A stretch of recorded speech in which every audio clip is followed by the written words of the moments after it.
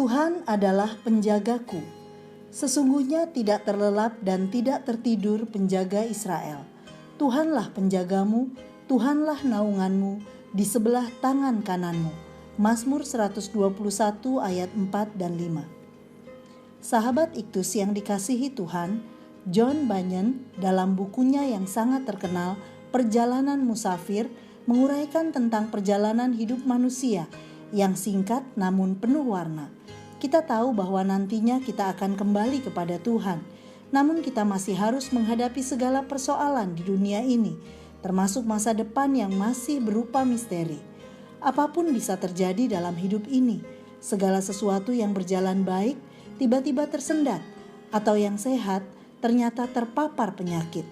Mari kita merenungkan Mazmur 121 untuk belajar bersandar pada Tuhan sebagai satu-satunya sumber pertolongan yang akan menjaga seluruh perjalanan hidup kita.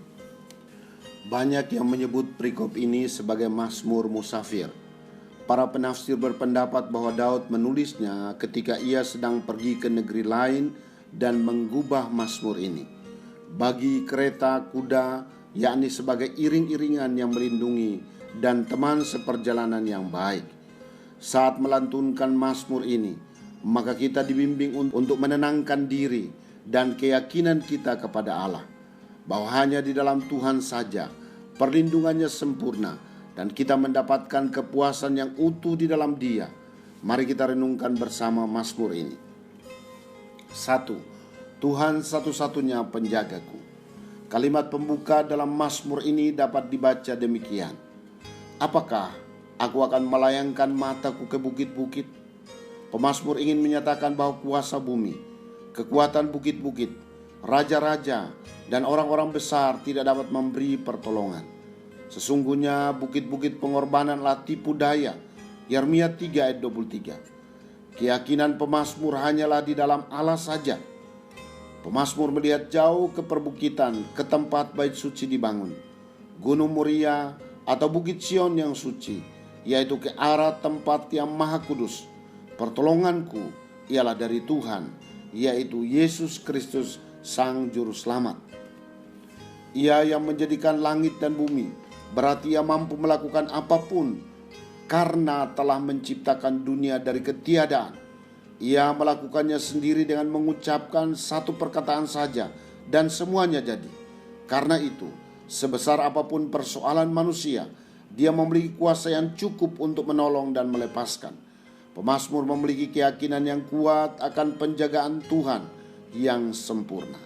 Karena keyakinan inilah ia berbicara kepada umat tentang Tuhan penjaga Israel. 2. Penjaga Israel adalah penjagamu.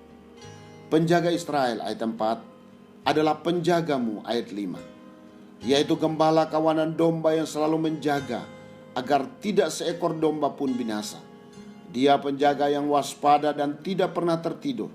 Dia tidak sekalipun dan tidak akan pernah tertidur, sebab dia tidak pernah menjadi letih.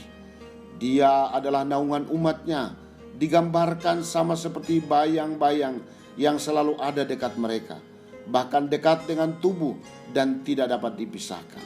Sedangkan naungan dari panas terik bagaikan naungan batu yang besar di tanah tandus. Yesaya 32 ayat 2. Di bawah naungan inilah seorang bisa duduk dengan nyaman dan aman. Tuhan adalah penjaga dan naungan di sebelah tangan kanan umatnya, sehingga ia tidak pernah terlampau sulit ditemukan. Tangan kananlah tangan untuk bekerja. Umatnya cukup berpaling ke kanan dan Allah siap menolong dan memberi keberhasilan. Selanjutnya, ia tidak akan membiarkan kakimu goyah. Berarti ia tidak membiarkan umatnya dicobai melampaui kekuatan mereka. Ia akan menjaga mereka supaya tidak takut, tidak terpeleset dan jatuh.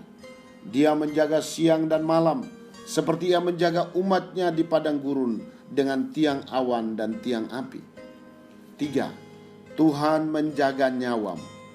Kehidupan rohanilah yang terutama hendak dilindungi Tuhan. Ia akan menjaga nyawamu atau jiwamu. Ia menjaganya supaya tidak dikotori dosa dan terganggu kemalangan.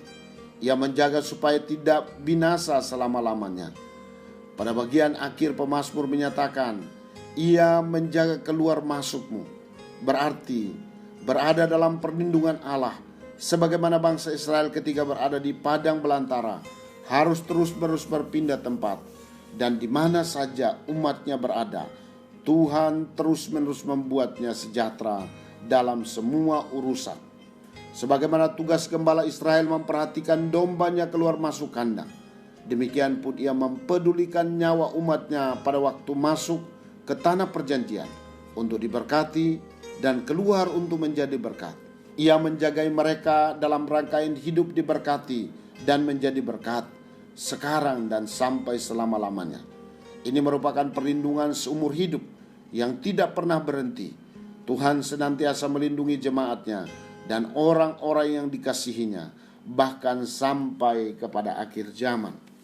Sahabat Iktus, kita percaya bahwa Allah yang telah menyertai bangsa Israel di padang gurun adalah Tuhan yang maha hadir di dalam seluruh perjalanan hidup kita.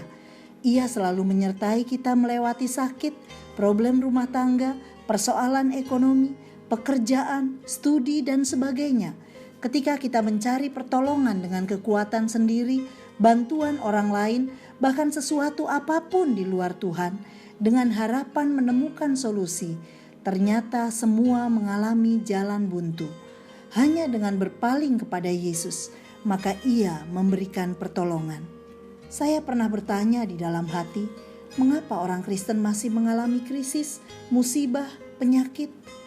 Alkitab tidak mengatakan bahwa saya sebagai orang percaya tidak akan mengalami kesusahan. Karena saya beriman, maka saya bebas dari kesusahan. Bukan itu. Tetapi semua kesusahan yang menimpa saya berada di dalam kendali Tuhan.